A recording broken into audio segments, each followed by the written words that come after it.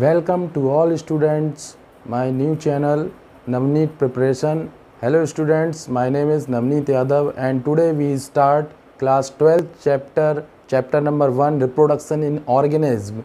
So basically in this chapter 2 topic we cover. First topic is lifespan and second topic is reproduction. So reproduction is two type, asexual reproduction and sexual reproduction. So today we start a new topic, lifespan. तो basically life span क्या होता है हमको ये समझना है. सो birth to death, जन्म से लेके मृत्यु तक का जो टाइम पीरियड होता है उसको हम क्या बोलते हैं, लाइफ स्पान बोलते हैं. So birth to death, okay. And in this chapter first page we describe Panchanan Maheshwari के बारे में बताया गया है. और पंचानन माहेश्वरी ये बहुत ही अच्छे साइंटिस्ट थे और एक्सपेरिमेंट किया था इन्होंने एम्ब्रियोलॉजी पर. इस पर क्वेश्चन आ जाता है, इसको आपको ध्यान रखना है. पंचानन माहेश्वरी का जन्म जयपुर में हुआ था और आगरा में ये वनस्पति विज्ञान के डिपार्टमेंट्स ऑफ हेड यानी कि प्रिंसिपल्स रह चुके हैं. और रॉयल सोसाइटी ऑफ लंदन ने इनको नोबेल पुरस्कार से सम्मानित किया था. सो पंचानन माहेश्वरी को आपको याद रखना है. So return the topic life span. Life span birth to death, ठीक है. लाइफ स्पान लाइफ स्पान भी कई तरीके की होती है, अलग अलग टाइप्स की. लाइफ स्पान में हमको क्या पढ़ना है, three type of basically life span जो हम देखते हैं. Number one is maximum life span. Maximum life span that means for a species, एक किसी स्पीसीज के लिए अगर हम बात करें तो मैक्सिमम लाइफ स्पान है. एंड इस मैक्सिमम लाइफ स्पान में हम क्या देखते हैं कि हम कंपेयर करते हैं बिटवीन टू स्पीसीज. एग्जाम्पल जैसे ह्यूमन एंड फ्रॉग दे रखा है तो हम कंपेयर कर रहे हैं बेसिकली. जैसे कि ह्यूमन्स है तो ह्यूमन ज़्यादा लंबे समय तक जीवित रहता है और फ्रॉग जो है वो कम समय तक जीवित रहता है. तो ज़्यादा मैक्सिमम लाइफ स्पान किसकी हो गई, ह्यूमंस की हो गई. ऐसे हम और भी स्पीसीज को कंपेयर कर सकते हैं.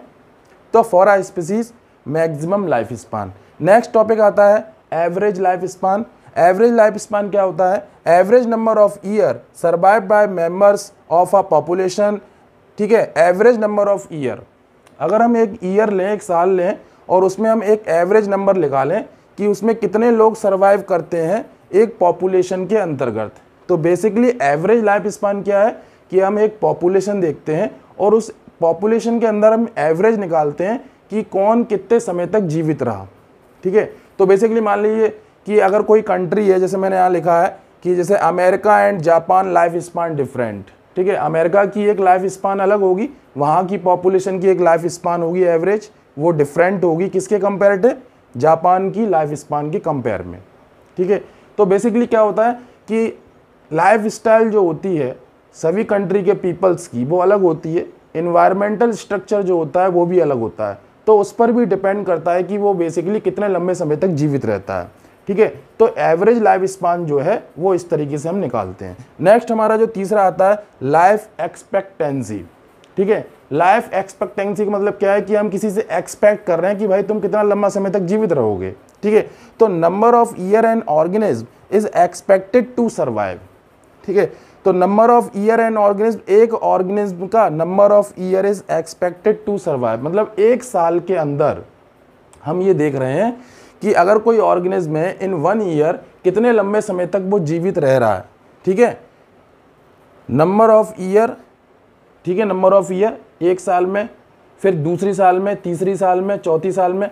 ऐसे हमने किसी एक ऑर्गेनिज्म को देखा कि भाई वो जैसे कि मान के चलिए टर्टल हो गया, तो टर्टल की लाइफ स्पान कितनी है, 300 एबव है, ठीक है. बनियान ट्री हो गया, बनियान ट्री की लाइफ स्पान कितनी है, 150 ईयर्स है. तो इस तरीके से हम क्या देखते हैं कि जो number of year and organism is expected to survive, वो कितना एक्सपेक्ट हम देख रहे हैं कि वो इतने एक्सपेक्टिंग मतलब कि इतने समय तक वो सर्वाइव कर सकता है.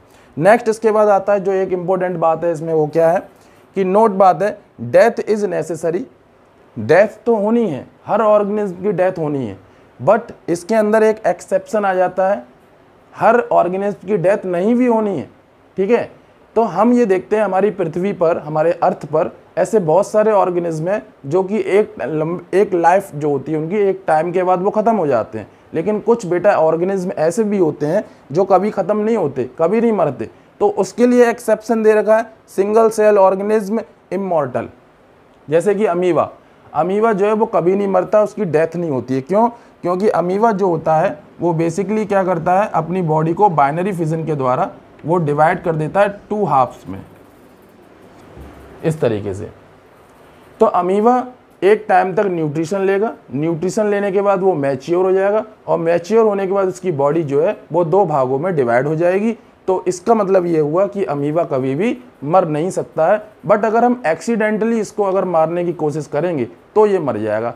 जैसे कि सपोज दैट अगर पानी के अंदर अमीबा है और पानी को हमने बॉयल कर दिया तो अमीबा मर जाएगा। अगर हमने उस पानी में इलेक्ट्रिसिटी दे दी तो अमीबा मर जाएगा, उसकी एक्टिविटी रुक जाएंगी। बट अगर वो नेचुरल कंडीशन में पड़ा हुआ है तो वो उसकी डेथ नहीं होगी। नेचुरल कंडीशन में वो 1 सेल से 2 सेल को बना लेगा और इस तरीके से वो हमेशा के लिए लिविंग रहेगा। 2 से 4 बन जाएंगी, 4 से 8 बन जाएंगी। ठीक है, तो लाइफ एक्सपेक्टेंसी हो गया, डेथ हो गया, इसका एक एक्सेप्शन हो गया। अब इसके बाद हमें क्या दे रखा है, एनसीईआरटी में हमें कुछ एजेस दे रखी हैं, उन एजेस को आपको देखना है, उस बुक में से याद करना है। समझाना था मेरे को, मैंने समझा दिया। नेक्स्ट इसके बाद आता है एलिफेंट। एलिफेंट की एज कितनी होती है? 60 to 90 ईयर्स। देन इसके बाद आता है रोज़। रोज़ की कितनी होती है? 5 to 7 ईयर्स। डॉग की कितनी होती है? 25 से 30 ईयर्स। बनाना की कितनी होती है? 25 ईयर्स। काउ 20 से 25 years. Parrot 140 years. Horse 60 years. Fruit fly 2 weeks. Then reproduction की हम डेफिनेशन, अब बात हम करेंगे रिप्रोडक्शन की। तो यहाँ पर हमारा जो लाइफ स्पान है वो ख़त्म होता है। लास्ट में मैं आपको ये बता रहा हूँ कि लाइफ स्पान जो है उसमें एक्सीडेंटली केस नहीं जोड़ा जाता है। अगर कोई व्यक्ति अपनी पूरी लाइफ कंप्लीट करता है तो वही उसका लाइफ स्पान है। अगर उस बीच उसको कोई बीमारी हो जाती है और उसकी डेथ हो जाती है, या उसका एक्सीडेंट हो जाता है और उसकी डेथ हो जाती है, तो उसको हम लाइफ स्पान में कंक्लूड नहीं करते हैं। डेट इसके बाद नेक्स्ट आता है reproduction. Reproduction procedure by which an organism produce of spring just like itself. कोई भी ऑर्गेनिज्म अपने जैसे ही बच्चों को जब उत्पन्न करता है, बनाता है, तो इसी प्रोसेस को हम क्या बोलते हैं? रिप्रोडक्शन बोलते हैं। रिप्रोडक्शन कितने प्रकार का होता है? 2 प्रकार का होता है, एसेक्सुअल और सेक्सुअल। तो आज की क्लास में इतना ही।